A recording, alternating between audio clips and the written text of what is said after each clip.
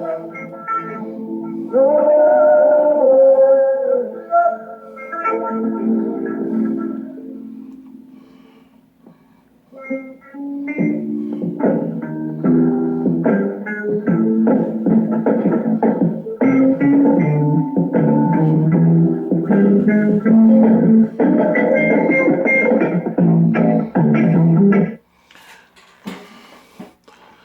afternoon, I'm Papa Richie. Welcome to another segment of Challenge the Criminal Mind. This is section 8D of the Challenge the Criminal Mind. As we left off, I was telling you about myself. The whole segment 8A, B, C, and this is the last part, D, is based on me telling you a little bit about my history, what I've been through. Remember, the name of the program is Challenge the Criminal Mind, in which way we challenge criminal behavior, the thought pattern that leads to the behavior. Okay, when I left off, I believe I was in Collins Correctional Facility. Okay, I went to college from Attica. I was on the IOC, which is the intermediate between the population and administration. That's the person that negotiates all the problems that's going on within the prison to the deputy superintendents of stuff like that, the high officials that run the prison. Okay, so I was on the IOC for 4 years. The most you could be on is 6 months, but because I did such a good job, they kept me on for a long time. Okay, while I was in Collins, I was doing good. I stopped getting into trouble. I became a chapel clerk. I worked with Reverend Davis. I ran with Kahaifa, the same lieutenant that was in Attica. I ran to Kahaifa. Okay, he was like surprised to see me there, but anyway, I was doing good. Okay, well, within the time I was in Collins 5 years. I did a lot of stuff for the prison population as far as getting things done, showers, getting hot water, pots, stoves, stuff like this we cook with. Okay, well, I left Collins. I went to Clinton Annex. This was the main turning point in my life. When I went to Clinton Annex, I got involved in a program called the Mal Cooper Program. In which this program, what it does is like maybe 200 people that's in the program, and they come in the room and they sit in a circle, and the one person after you're there for 2 weeks, you take the hot seat. And what they do on the hot seat is they question you about what led up to your crime, why'd you commit the crime, what was going on in your life at the time you committed the crime, stuff like that. Right. So from that program, I learned a lot.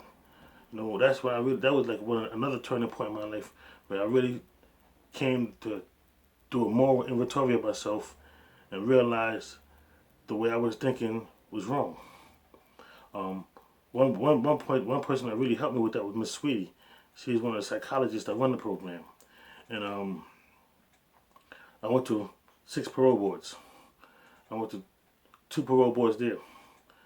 I went to my 5th parole board there. Right, I went to my 5th parole board. After that, before you go to the parole board, they preparate they kind of like prep you up for it by asking you various questions like, what would you say to the parole board if you was there? And one of the things that I told a story of what happened, and I guess I don't want to beat around the bush. I want to speed and get to the point. So I learned my lesson with the one thing I didn't realize at the time, but I didn't show remorse. All the reasons I was getting hit at the parole board because of me not showing remorse for the crime. Now, at the time, I always felt that because I didn't stab this man, Mr. Phillips, because I didn't stab the victim, nor did I give the person a knife that used to stab the victim, I felt that I was not guilty of no crime because I didn't actually kill this dude. But the law says reckless conduct to human life means if somebody's with me and that person attacks somebody and I'm there and I can stop it from happening and I don't do nothing to prevent it, I'm just as reliable as the person that committed the crime, right? And that's based on a case that happened in 1981 where a lady got raped in the pool room and a bunch of people sat around watching and nobody did nothing to help her, right? So anyway, we're learning that lesson from being in the program. It was one point somebody got on the chair, somebody else was sitting in the chair before me, and he had a case similar to mine in which I think somebody sold somebody some drugs and he killed that person. And he said the person deserved to die. He felt that was right. So one of the things that Miss Sweetie did, the counselor, this is how I got. She didn't actually tell me I lacked remorse. This is how I realized I lacked remorse. So she asked the person I was sitting in the chair, if that was somebody in your family getting shot over, getting killed over some drugs, how would you feel? You didn't want that to happen to them, so why would you think it's alright for you to do it to other people? And she just looked at me and got up and walked out. So when she did that, I caught the lesson. And the next time I got on the hot seat, because I went to the hot seat before I went to the parole board. This is my 6th board. When I went to the got on the hot seat, I explained to the parole board, although I didn't kill the man that died in my case, although I didn't participate physically with it, I feel this is responsible for the man's death because I could have did something to prevent it from happening. Because I didn't, that's why the man is dead today. Had I jumped in and broke the incident up, it would not have happened. And I felt that if that would have been somebody in my family being attacked, I'd have want somebody to save them the same way. And for that, I'm sorry. When I gave that spill, the parole board let me go. Okay, I went to prison in August '85. I got out January 2011.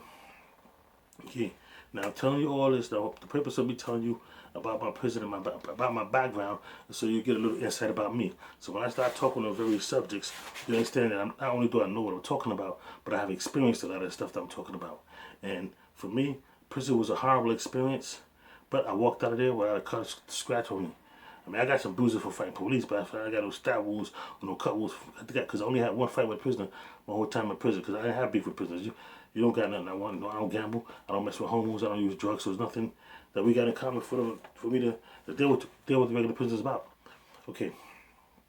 So we're just going to recap all of it. Then we're going to end this segment. Okay. The beginning starts off as the child. When you have a child watching TV, monitor what he watch, because you don't know how he's interpreted what he's seeing.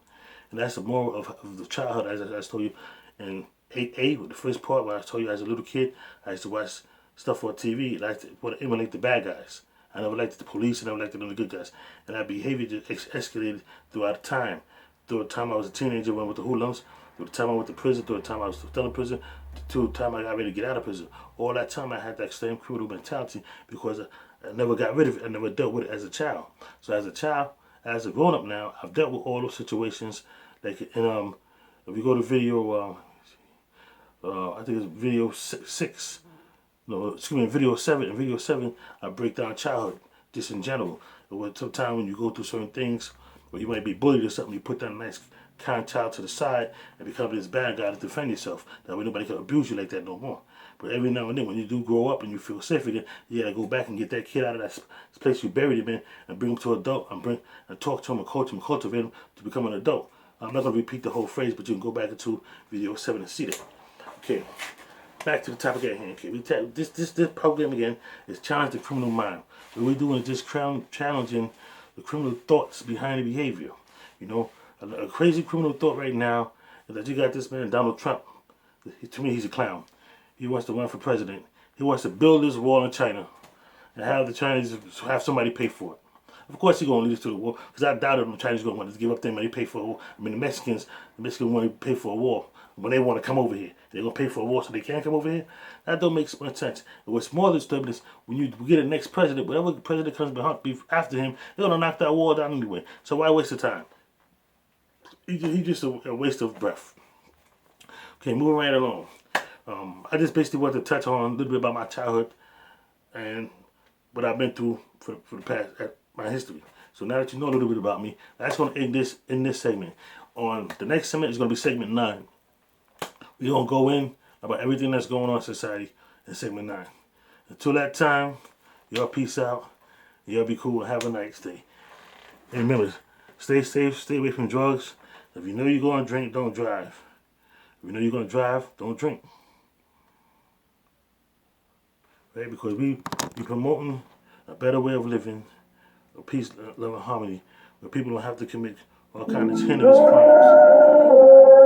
As Bob Marley said, we don't need no more trouble. Remember, this is Challenge the Criminal Mind. We're going to challenge rapos, we're going to challenge terrorism, we're going to challenge domestic violence at the house, we're going to challenge police brutality, we're going to address pedophiles, rapos, all those crimes. We're going to address this behavior because we feel that this behavior should not be accepted in society. You know what I'm saying? And because there's no programs in which people address this behavior head on, I'm going to do it. I'm going to snatch up every roach, every flea, every cockroach, every leech, that leeches into society. You feel like they can do all that crazy crime and get away with it. I'm going to put you on blast. I'm going to catch you up on the show. If I don't catch you, I'm going to catch your behavior and I'm going to explain what's wrong with it. You have a right to be treated with respect. As long as you respect the rights of others, you have a right to say no and don't feel guilty about it. You got a right to change your mind. I'm Papa Ninja. Papa Richie, until next time, y'all be cool. Remember, we don't need no more trouble, so don't start nothing. Peace.